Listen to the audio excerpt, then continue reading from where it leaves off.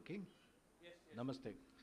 I guess the introduction was to come from our Dr. Lutz Popper, who's our chief scientist, who would have explained you. You started? Okay, fair enough.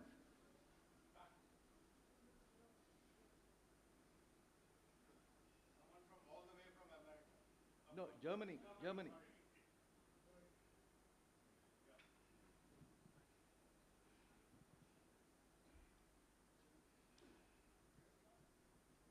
We have with us Dr. Lutz Popper, Scientific Director of Muehlenchemie, GmBh and Company, KG. Carry on, please.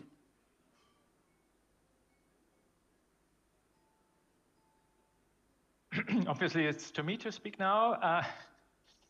Good afternoon, everybody. Thank you very much to the organizers for inviting me to this conference. I apologize for not being with you in person. I hope, nevertheless, that I can contribute to the success of this conference. I try to share my screen, if this is okay for you now. Yeah. Surprise.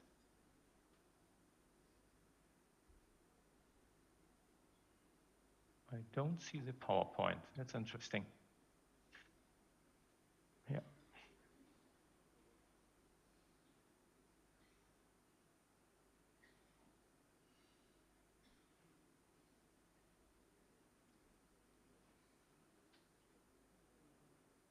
So, my topic is gluten replacement. That's actually a short title, and well, maybe it's a little bit more complicated than that. Now, as we have heard, we have been brought to consuming wheat and a lot of different varieties of baked goods in particular, but also as cereals. And now the industry sometimes struggles to get wheat with a sufficiently high protein content and also a sufficient protein quality. And this is what I would like to talk about. How can we cope with these difficulties? Well, the lack of protein or protein quality could be due to crop damage, for instance, heat damage, which could be the consequence of the climate change. And then sometimes we see a shortage of hard wheat in certain regions, also for climate reasons, for instance, but also for political reasons, wars, for instance.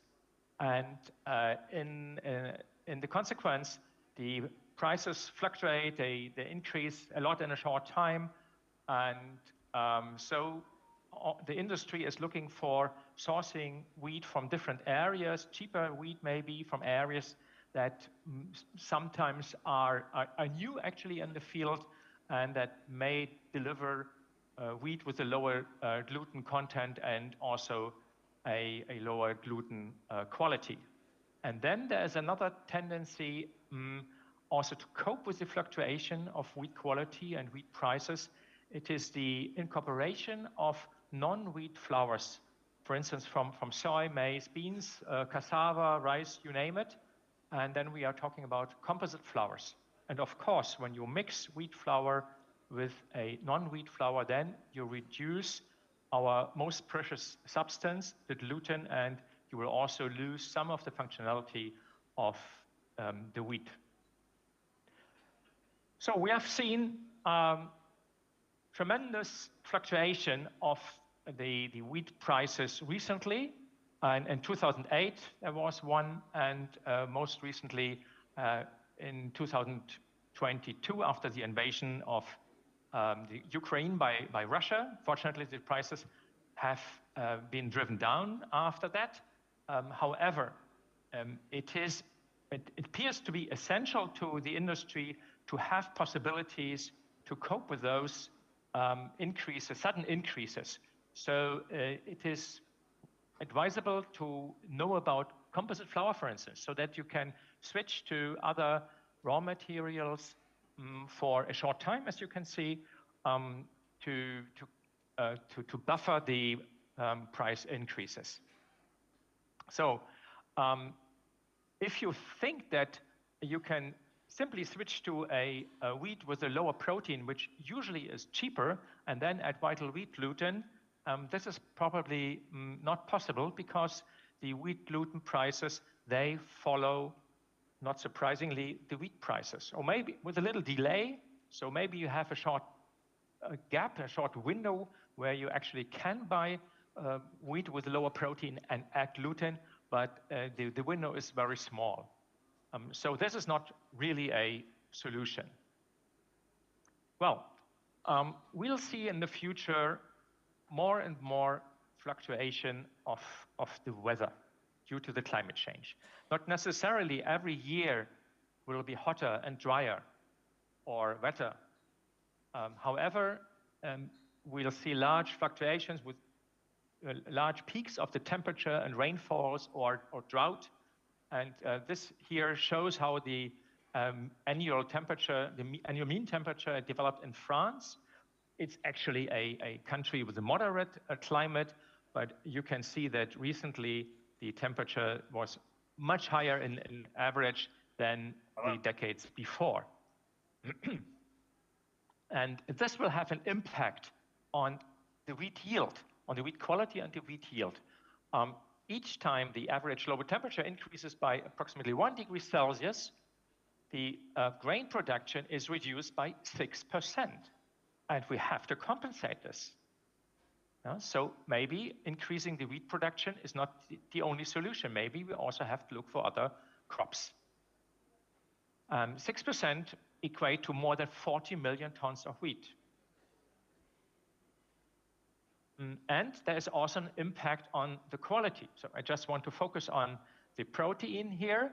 For instance, the heat stress has a positive effect actually on the protein quantity, and so has the increased CO2 levels, the drought stress. However, the CO2 levels, they result, the increasing CO2 levels, they result in a decreased protein quantity. And as for the protein quality, it decreases with heat stress, and it decreases also with increased CO2 levels. So we'll have all this in the future with the climate change. And there are other factors. This chart shows the contributing effect of some environmental factors, nitrogen fertilization, wheat variety, and protein content on winter wheat protein.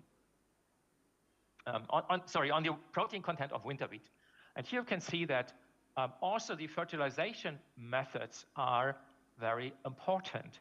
And why is this important? Because the production of nitrogen fertilizers contributes to CO2 production. It's an industry that consumes a lot of energy. This is one, and the other reason is, or the other problem is that addition of nitrogen fertilizers on the soil also leads to higher amounts of nitrate in the water, the drinking water, which is also negative for health, may result in more cancer. So in areas where the wheat is fertilized, now there is a tendency to reduce the fertilizer, and this will affect, as shown by this chart, also the protein content. So another reason to try to cope with the fluctuating protein content. Well, there have been solutions, enzymatic solutions, around for quite a while, and it's well known that with enzymes you can compensate for a lack of protein. And this chart, we created this by air classifying a single wheat lot or wheat flour lot.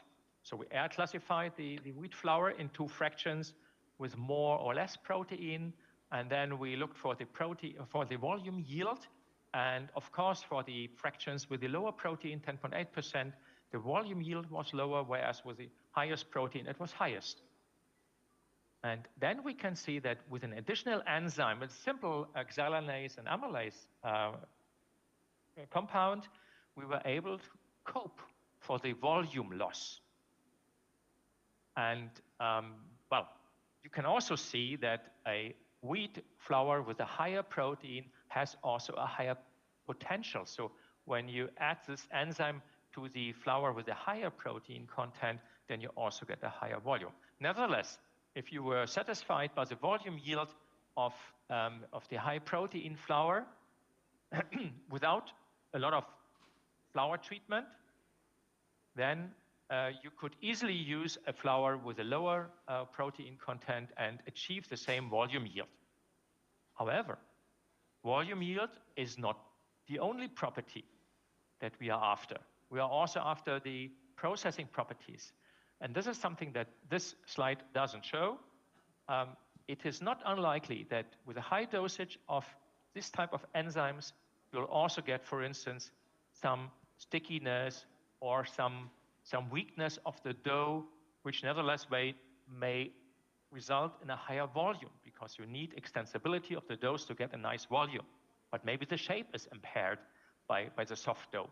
This is not included when you use a simple enzyme mixture comprising amylases and xylanases. So it has to be a little bit more sophisticated than that. And we actually put a lot of work into this. And we came up with some so-called gluten enhancers. And here you can see the effect of the gluten enhancer when we try to optimize, or not to optimize, but to improve a lower protein flour, 11.4% instead of 13.1%. And as you can see, with only 0.2% of this gluten enhancer, we got more or less the same results in volume and shape, and also in dough stability. And here's another example for a whole meal wheat flour with only 11.12%, where usually 5% of vital wheat gluten are added. And we reduced this addition by to 2% and added 0.3% of the gluten enhancer. So we replaced 3% of the gluten by 10% of the gluten enhancer compound. We ended up with a total protein content of 12.8%, and as you can see, the results are similar. Now maybe the previous speaker may say, oh, the protein content is lower. That's very true, and that's indeed an issue. However, that's also another discussion, as he mentioned already. Maybe we have to raise the bioavailability of the protein that is in the wheat protein. I think that would be very useful, not by adding vital wheat gluten actually, because producing vital wheat gluten means that you first have to produce the wheat and extract the protein from the wheat flour, meaning that your wheat consumption is even higher. Yeah? And I think it's not a solution to add vital wheat gluten, so wheat protein.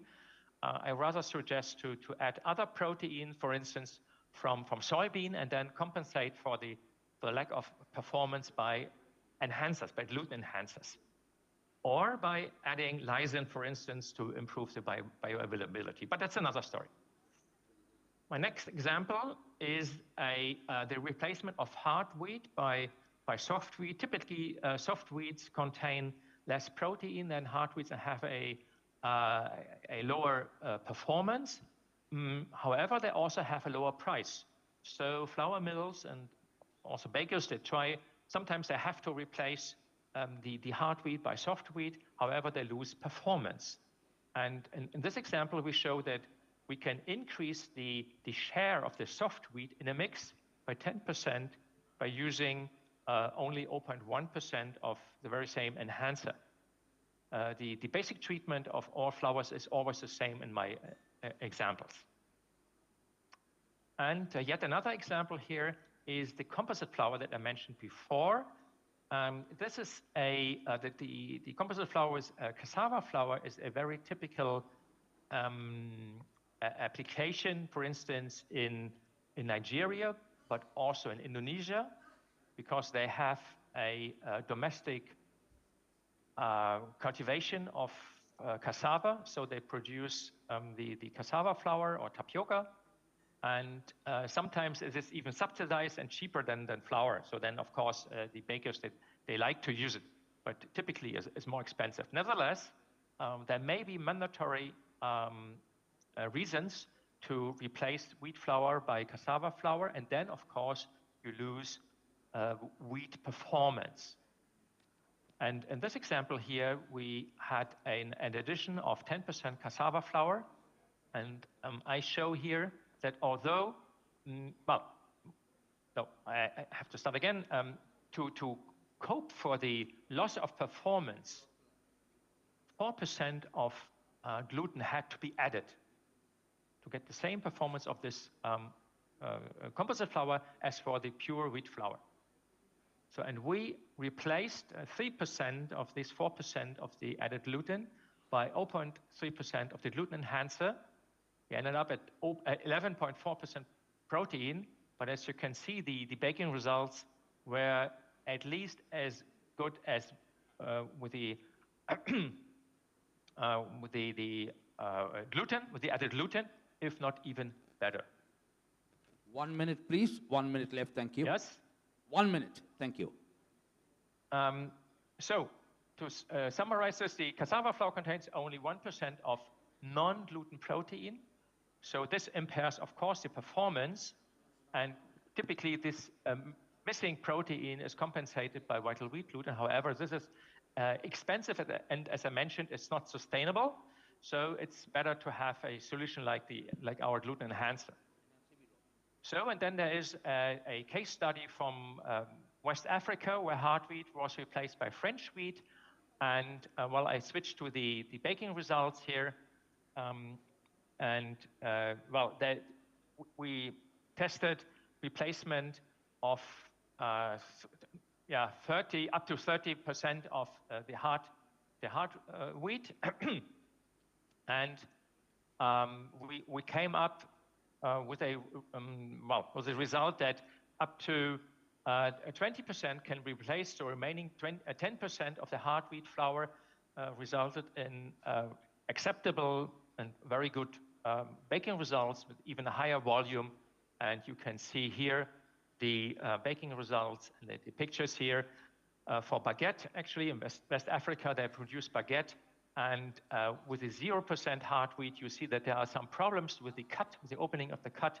However, for remaining 10 or 20%, the cut is pretty well developed. And also in the stress test over fermentation, the cut is still opening very well. And this is something that the people in this area appreciate. So with this, my summary here.